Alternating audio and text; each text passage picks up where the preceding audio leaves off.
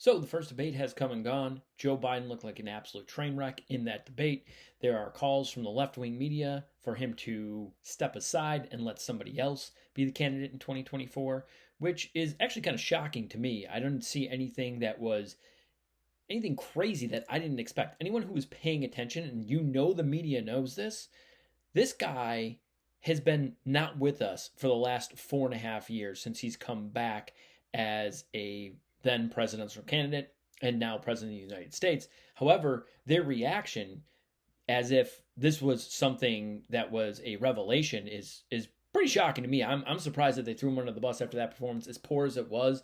I thought they would continue to play defense for him as they have for the last 4.5 years when he's just been slowly on the decline. You did look at the difference between him and 2020, and it looks like night and day. And back then, people like me and conservatives were saying that he was lost. That said, let's take a look at where we stand with the election for 2024. Now, I'm going off of Real Clear Politics, and this is their current map. This is what they have in terms of what's a toss-up, what is kind of pretty solidly red, pretty solidly blue. I took a little bit of the coloring out of there and just put anything that's very likely or leans pretty favorably towards Republicans or Democrats into those columns. But these are the ones that they have marked as toss-ups. I want to get rid of a few of them right off the bat. First one is North Carolina. Donald Trump is not going to win the presidency if he doesn't win the state of North Carolina. I think he easily wins the state of North Carolina. They are putting that as one of the key battleground states. But if you take a look here, you got North Carolina, and it's saying even on by their estimate, he's leading by 6.5 points based on their polling averages. So it doesn't really seem to be in very much jeopardy for Donald Trump. That's a state that he absolutely cannot lose. I don't believe he loses it at all. So I'm going to mark it back for him. Now, there's a couple other states that they don't have here in the top battlegrounds, but they've recently kind of come into play, and that's the state of Minnesota, Virginia, and New Hampshire. Those are states that Joe Biden absolutely cannot lose. If you were to tell me that Joe Biden lost the state of Virginia and then ended up winning the presidency, I would say that while anything is possible, it's extremely, extremely unlikely that that is going to happen.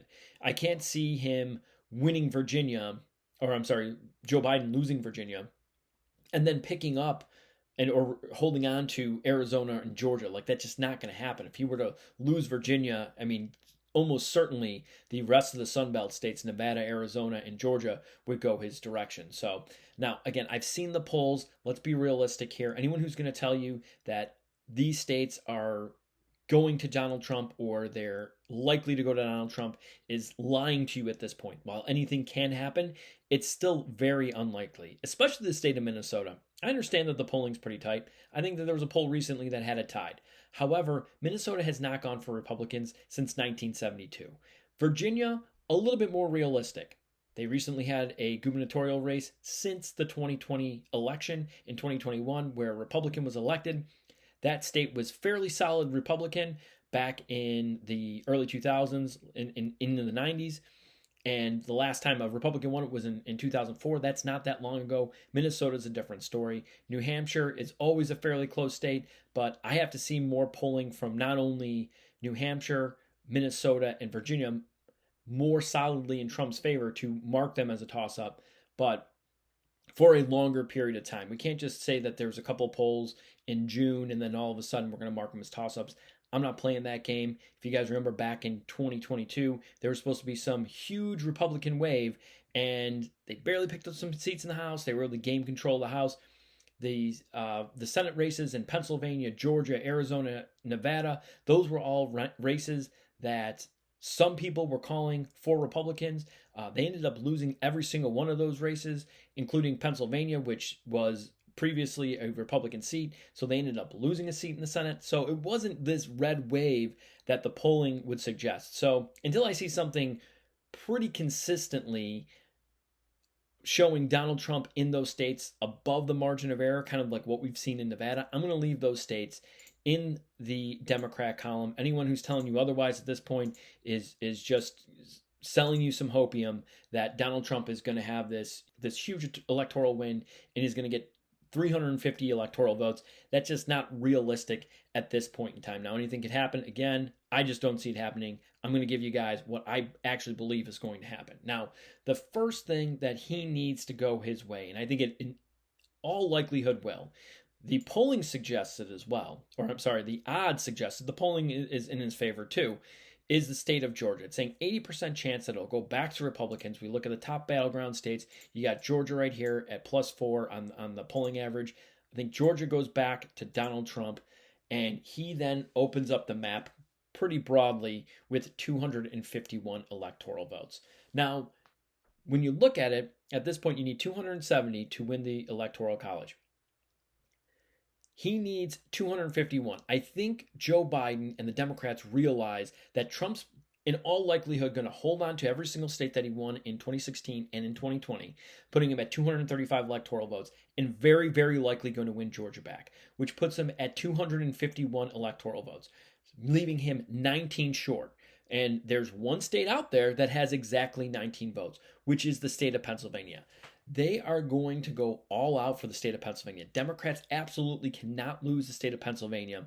They will lose the presidency almost certainly if they lose the state of Pennsylvania. So watch Joe Biden or whoever the candidate ends up being put a ton of money to hold on to the state of Pennsylvania. I'm going to get back to Pennsylvania. Let's talk about the rest of the Sun Belt. Arizona has been polling so heavily in Donald Trump's favor. I don't see it not going back. It's not just figuratively a border state. It's literally a border state. It's showing him up 5.6 points right now on the polling average. I don't see a way that Joe Biden is able to hold on to Arizona this time around. I think the people are pretty upset with what's happening at the border right now. That state pretty safely goes back to Donald Trump. Now, if you look at it, he's got 261. He really only needs one of these northern states to go back to him. If we take a look at not only the polling, and we'll go back to the polling here for a second, and then I'll look at the odds. Wisconsin's a tie. You got Michigan, Trump plus 1.2. And then you got Pennsylvania, Trump +3, which is very, very bad for Democrats. You look at Michigan, it's saying that it's 53% chance that Trump wins it. Wisconsin slightly higher at 56, and then Pennsylvania a little bit higher than that at 57. So really, he's got slightly more than a coin toss advantage in every single one of those states. He just needs one state to break his way. If he gets those two of those Sun Belt states, which is Georgia and Arizona, I think again he's going to pick up Nevada. The polling has been suggesting it's been pretty strong for Donald Trump for a very long time. Now, before I get into the northern states, in a little bit more detail of what I think is going to happen there, you look at this. This is congressional district number 2 in Nebraska. I have that as a toss-up. There hasn't been much polling there. This is where it actually would matter for that one particular electoral vote. So if you look at the map, it's 268 for Trump. If he were to win congressional district number 2, which he won in 2016, but then lost to Biden in 2020. And then you gave Biden all these northern states, Pennsylvania, give him Michigan, and give him Wisconsin, and they both end up with the same amount, 269 to 269, leading to an electoral tie. Now, that's highly unlikely to happen, but that is a scenario that could happen. I actually think that will likely, unless some polling comes out, stay with Joe Biden, giving him one more vote. But realistically, Trump again needs to win one of these two states. Or sorry, one of these 3 states. I think he's going to win two of the 3. I kind of teeter and totter back and forth between Michigan and Wisconsin, which one I think he's going to win. I think he is going to win Pennsylvania. I think the polling suggests that the odds are slightly more in his favor in that particular state.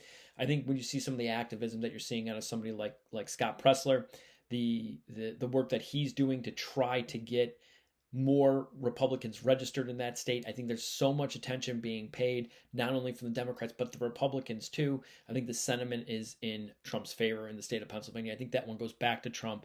That will give him the Electoral College in 2024. I think, and then my prediction is that he gets either Wisconsin to end up with 297, or Wisconsin goes to Biden, and then he ends up with Michigan at 302. I don't think he does a clean sweep like he did in 2016. That I think is probably more likely than the scenario of him flipping a Minnesota, Virginia, or New Hampshire. But either way, he only needs to win one of those states, assuming he wins Georgia and Arizona. And Nevada's nice to win, but realistically, the only time that's based on what the math is saying and where the electoral votes are that can be picked up. picking up Nevada is not really going to do much unless, again, Biden sweeps the northern states. Trump picks up congressional district number 2 in Nebraska. So it's not likely that will actually play a factor in Nevada, just given the way that this map is playing out this year. But this is my prediction. I think Trump wins either 302 to 236, or we will flip the state of Michigan and Wisconsin, or he wins 297 to 241. Let me know what you think in the comments below. Make sure you hit the like button and follow for more content like this.